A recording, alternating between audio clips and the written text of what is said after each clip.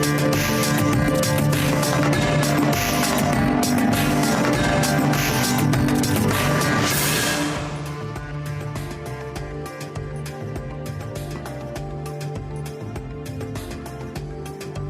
least 10 dead and 15 injured. We discuss the implications of the suicide attack in one of Istanbul's most popular tourist spots. On today's show, we'll be asking, what does the Istanbul bombing tell us about Turkish security just months after deadly attacks in Suruç and Ankara? And as President Erdogan says the suicide bomber was from Syria, just how will Turkey respond to the Istanbul attack?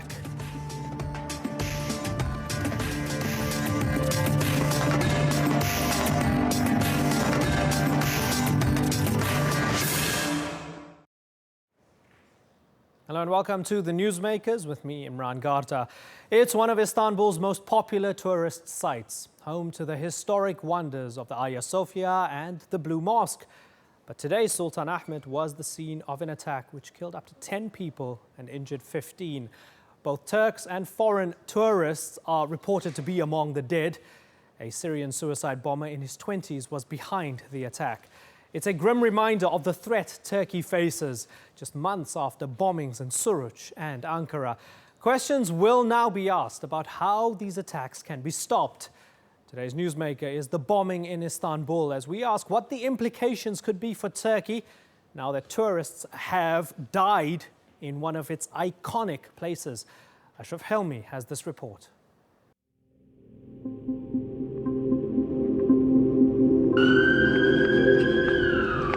Right in the heart of Istanbul's tourist district, a suicide attack just meters away from its most famous sites. Emergency services rushed to the scene. Many people lay dead, including German tourists. Turkey's President Recep Tayyip Erdogan addressed the nation shortly after and said the attacker was a Syrian. I strongly condemn the terror incident in Istanbul's Sultanahmet district. It's been assessed to be an attack by a suicide bomber with Syrian origins. The attack happened close to an ancient Egyptian obelisk, right next to the Blue Mosque and the Hagia Sophia. And it's not the first time this area has been targeted. In January last year, a female suicide bomber blew herself up at a police station, again near the Blue Mosque. A police officer died of his wounds. But this time it was far more fatal. Once again, Turkey is dealing with an attack on its soil. The country has suffered a spate of violent attacks since mid-last year. In July, a suicide attack by Daesh at a youth rally killed more than 30 people. Turkey responded by launching airstrikes against the militant group in both Syria and Iraq.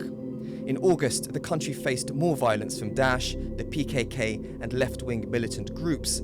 2 gunmen attacked Istanbul's historic Dolmabahce Palace. In October, Turkey witnessed the most violent assault in its modern history, a twin suicide attack near Ankara's central stations. More than 100 people were killed.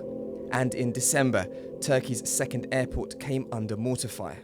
Today's attack may jeopardize the country's tourism industry, which is worth about $30 billion and sees about 40 million visitors a year. And questions will now be asked as to how the attacker managed to strike at the heart of this city. Ashraf Helmi, The Newsmakers. Well, joining me now in the studio to discuss today's bombing in Istanbul is Gülnur Aybet. She is a professor and director at the Bakri Center for Security Studies at Bahçeşehir University. We're also joined by Negar Göksel, who's a Turkey and Cyprus analyst from the International Crisis Group. Thanks very much, both of you, for joining us. Gülnur Aybet, let's start with you. All indications so far seem to suggest this was Daesh. Yes, I think so, yeah. Why do you think they've hit Sultan Ahmet? Well, I think there's a change of tactic. I mean, until now, within Turkey, they hadn't really targeted popular tourist spots or tourists. It was largely the 2 main Daesh attacks in this country, Suruç and then Ankara, were against activists, which Daesh would have thought have closer ties to the PYD in Syria. And I think that would have been the reason for them staging those attacks. But although they've targeted tourist locations in other countries, like Egypt most recently as well, they had refrained from doing so in Turkey until now. So I think this is really a change in Daesh tactics, and it's probably got something to do with the fact that they're being squeezed on the ground in Syria, and that the border now is much more secure on the Turkish side than it used to be. Nigar Göksel, Germans among the victims, the injured. Do you think it's possible that they specifically targeted German tourists? Well, Germany has been the most forthcoming when it comes to dealing with the refugee crisis, hosting refugees to Germany, collaborating with Turkey when it comes to this issue. The timing, in a sense, suggests that it has something to do with refugees. Yesterday, Turkey announced that work permits would be granted to Syrian refugees in Turkey.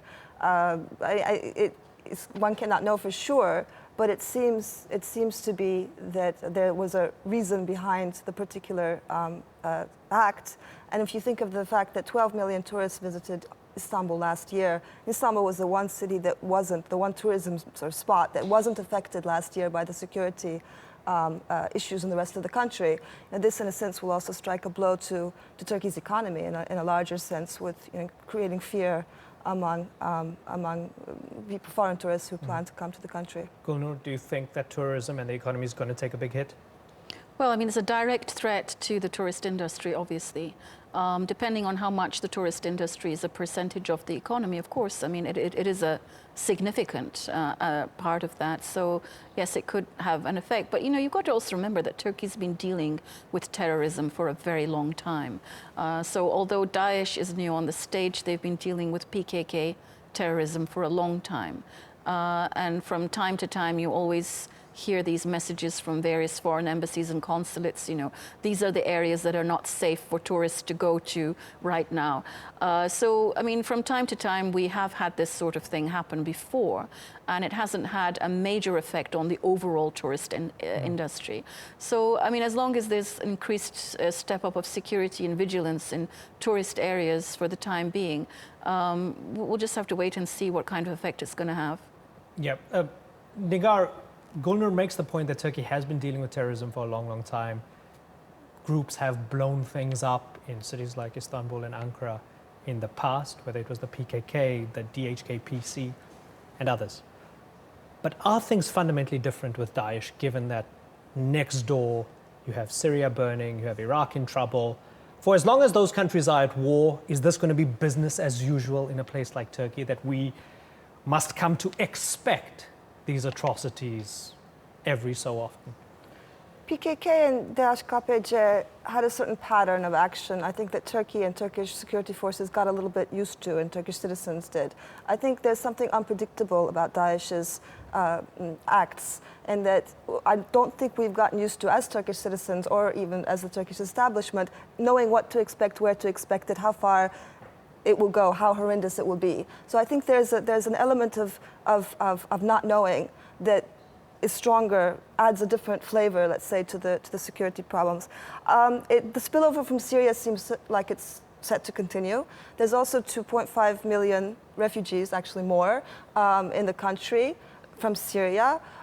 There's no visas for Syrian citizens who would fly from another country. I think that there are many ingredients brewing that can continue to cause security risks. The state has become much more effective and much more diligent in terms of cracking down on all this, but there are some dynamics that are simply impossible for to be totally contained. So I think, I think there are a sense of higher insecurity in the city, in the country now compared to the past. Nigar, what do you make of the revelations that the bomber was named Nabil Fadli? He was 28, he was a Syrian born in Saudi. What does that information say to you when you hear it coming from the government? In terms of public opinion, I think there may be an increased fear or wariness towards people coming from Syria, for example, or people of a region from the region. One thing I'm concerned about is that right now, until now, we haven't had it, unlike Europe, where we haven't had this public emotional stereotyping action or violence against refugees or people from the region. I'm a little bit concerned about the beginning of that kind of a dynamic. Otherwise, of course, the geostrategic dimension comes to mind when you mention Saudi and Syria and whether Turkey's policies towards the region, how it's rubbing these different players in the region, and whether anything can be actually contained until we see a horizon, a light at the end of the tunnel when it comes to the Syria conflict. Will we see something similar here, and maybe, as Nigar suggested, some sort of response from Turks who might go, hey, we don't want these people anymore, we don't want refugees, or we're suspicious of Syrians and other Arabs, maybe? That could well be, but you have to also remember that considering that Turkey's been hosting a very large number of Syrian refugees for a number of years now, there's been less reaction from the public here than, say, in any other European country where the numbers are far less. I mean, you saw the crisis hitting Europe this summer and, all the right-wing marches and attacking refugee camps. I mean, that sort of thing doesn't happen here. In fact, the reactions have been very, very subdued and localized, very contained. You also have to remember that when we had the Al-Qaeda attacks here in 2003, those were actually homegrown terrorists. So with this kind of terror, I think it's not so much of the nationality, but how people are radicalized. I mean, it's quite possible that you might see offshoots that are quite local as well. And I think people generally know that rather than, having a backlash against a particular nation or a group of refugees, so to speak. And I think people generally know that a lot of the refugees here are here precisely because they are escaping from the terror caused by Daesh and also the Assad regime. But in terms of politicking, I was actually surprised when I first moved to Turkey 2 years ago that this is probably the only country where there is no solidarity when it comes to national mourning and national security.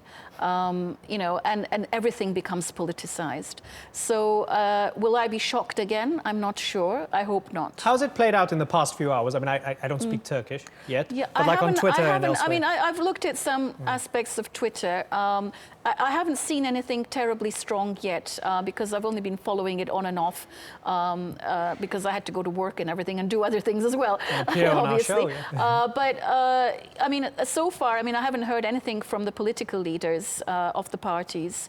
But I would have thought that, this is a time when political parties are coming together to have a more conciliatory, if you like, approach towards the making of a new constitution. Maybe it would be better if they didn't politicize this particular attack and stand in solidarity. Because, this sort of attack is also very difficult to predict. As Nigar said, it's a new kind of terror that doesn't just face Turkey, but also the rest of the world. It's a global phenomena of these virtual cells that aren't necessarily connected to a bigger hierarchy. Yeah, they're ideologically connected. They might not be operationally exactly. So that's why the trail, dies at some point when even after the attack. Look at the Paris attacks. After a while, you just can't find where it's going to. So that's why I think it's a global problem that needs more cooperation. Nigar, before I let you go, if you were called into the room and asked to advise, for example, the Prime Minister's office now, and they said, hey, Nigar Göksel from International Crisis Group, how would you recommend we respond to this? What would you say? In terms of political rhetoric, I think, as the government has been doing increasingly, particularly since the Ankara bombing, a very strong stance against IS and a show of solidarity with all victims of IS around the world, I think is very important. And in the last few months, we've seen Turkey step up in that sense, where there was a sense of a silence or a little bit of a muted Ankara was perceived by its allies in the West and in some other, and domestically as well, for some time. I think Ankara has gone a long way in in giving that message stronger in recent months. And I think that would be something I would definitely be suggesting. Obviously, the border, sealing the border is very important. With the IS, the border across from which IS is in Syria. Again, a lot is being done. And there are much more serious clampdowns taking place. But I think to reassure the society, more public messaging, more political narrative about what we're doing, how we're doing it, and just how firm a stance we have against all IS-linked activities, I think is important. It's also politically important. It's important to bring together the different parties, and whoever the victims are. In this case, they're foreigners. Beforehand, they were pro-Kurdish activists. So it hasn't really hit the heart of the sort of mainstream Turkish citizens. But that can be next, and I think it's important to give that strong message before that comes as well, so that it doesn't seem to be selective. Let's say. Nigar Göksel, great to get your thoughts. Thank you very much for joining us. Gulnur Aybet, stay where you are. Still to come on the Newsmakers, we ask how will Turkish leaders respond, and we explore it further to the Istanbul bombing and what could be the political fallout. Stay with us. Welcome back to the Newsmakers. Turkish President Recep Tayyip Erdogan has condemned the attack in Istanbul carried out by a suicide bomber, reportedly Syrian, born in Saudi Arabia. President Erdogan says Turkey is the first target of such attacks because of its role in the fight against terrorism. Bu hadise bir kez daha millet olarak This incident shows us that we need to stand in unity and solidarity as a nation. Turkey is very decisive in fighting against terrorism, and this stance will continue. For us, Daesh, PKK or PYD, YPG, DHKPC, MLKP or any other terrorist organisation, no matter their names or abbreviations, they are all the same to us. As you know, all terrorist organisations in this area target Turkey, first because Turkey is fighting against all of them with the same decisiveness. I would like to ask clearly here, is there any country in the world which is fighting against Daesh with more determination than Turkey and paying a greater price? Well, joining me now to talk further about how Turkey's government might respond to the attack in Sultanahmet is Selman Oğut. He's a human rights researcher from the SITA Foundation. And we're also still joined by Gulnur Aybet. Thanks for joining us, Selman Oğut. You're welcome. First of all, your response to President Erdogan's latest speech. First of all, we are very sorry, all of us are very sorry about this terrible terrorist attack. The target is the human dignity, the humanity itself. So President Erdogan, as always states that terror has no religion, no race, no nation. But we have to add that terror has always a financial source. So for this kind of attack, we can also say it very easily. So Erdogan today states that we can easily see the terrorist attacks in Turkey are just very concentrated on the stability of the security. And also Turkey as a sovereign state is very concentrated on the terror agenda in Syria, in Iraq, and also in Turkey, the internal conflict, we can name it in that way. So Erdogan always calls for the other states to do something sincere. We have to talk about something real. United Nations Security Council is an organ of the United Nations and can take some binding decisions. So But what do they do? You condemn ISIS. Well, yeah, I mean, you can condemn Daesh. That's the point. Does that make any difference? Yeah. Daesh We are always condemning something. Right. The statesmen, the presidents, the vice presidents, they're saying something about terror. Everybody in the world, we are not glad to see some terrorist attacks.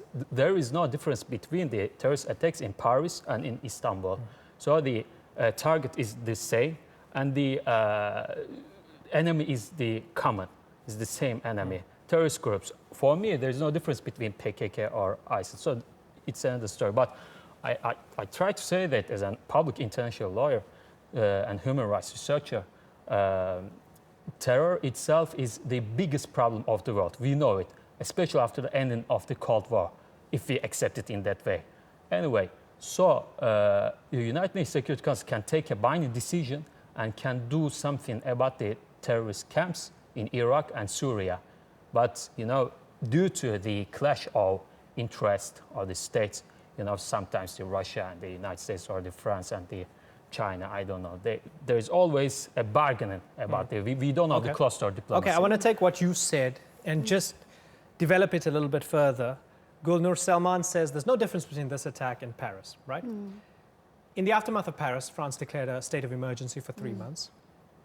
Turkey has been criticized in the past for being heavy-handed in trying to clamp down on terrorism.